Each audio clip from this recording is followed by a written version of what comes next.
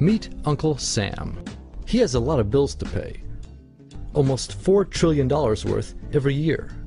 Uncle Sam's income is a little over $2 trillion per year. To make up the difference, the deficit, he does what most Americans do. He borrows money. When Uncle Sam takes out a loan, he calls it a bond. Bonds can be held by banks, investors, or even foreign governments. Uncle Sam has to promise to pay interest on these bonds, just as you do on any loan you take out. Ever think about paying your mortgage with your credit card? That's exactly what Uncle Sam does. He takes out new loans, new bonds, so that he can make payments on the old ones. All those loans, and especially all that interest, adds up. Right now, Uncle Sam owes about $14 trillion. To put that in perspective, 14 trillion is about the same as the national GDP, the total value of all the goods and services produced by the American economy in an entire year. It's such a huge amount of money that Uncle Sam is starting to run out of people to borrow from, and he's having trouble just paying the interest on his loans. The obvious solution would be to either cut spending or increase taxes. But if he cuts spending, the people that he's spending money on would complain that they don't have money to spend, and that he was hurting the economy. If he tried to raise taxes enough to close this gap, not only would people definitely have less money to spend, he'd probably have riots on his hands. So Uncle Sam chooses the easy way to make money. Just make it. He calls up the Federal Reserve, which is our central bank, and, like magic, dollars are created and deposited in banks all around America. The problem is that the more of something there is, the less it's worth.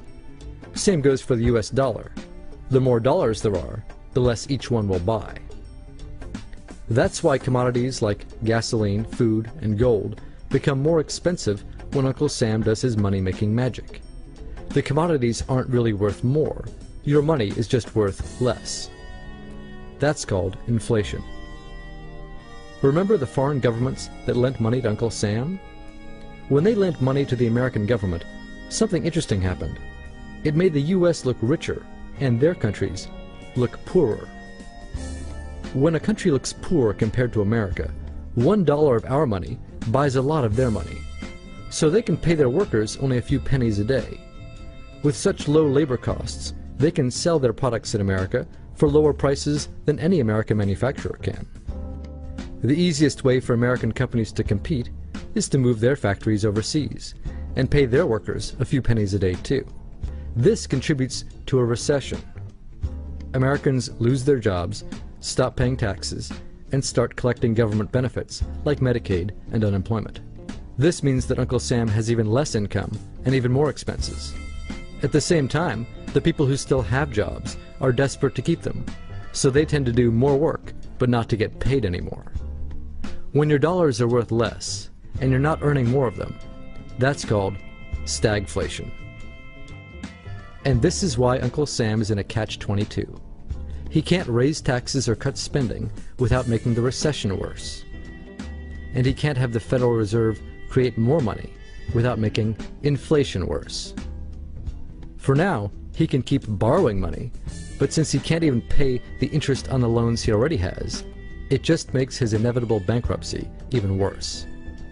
Whether it's in 2 months or 2 years, the day will come when Uncle Sam can no longer pay his bills. When that happens, the banks, investors, and foreign governments who are counting on that money won't be able to pay their bills. You see, just like Uncle Sam, governments, banks, and corporations don't actually have much money. Mostly, all they have is debt to each other. If one link in the debt chain stops paying, defaults, the whole thing falls apart. If investors can't pay their bills, corporations won't be able to pay their employees. If banks can't pay their bills, you won't be able to take out a loan, use a credit card, or even withdraw your savings.